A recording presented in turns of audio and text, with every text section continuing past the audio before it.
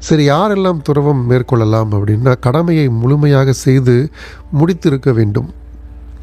பொருள் சார்ந்த உலகத்திலும் நம்மை நம்பியவர்களையும் நம்மை சுற்றி இருப்பவர்களுக்கும் நம் மூலமாகவே அவர்களின் வாழ்வு இருக்கும் என்று தெரிந்து கொண்டிருந்தால் அவர்கள் கண்டிப்பாக தயவுசெய்து காவி அணிய வேண்டாம்.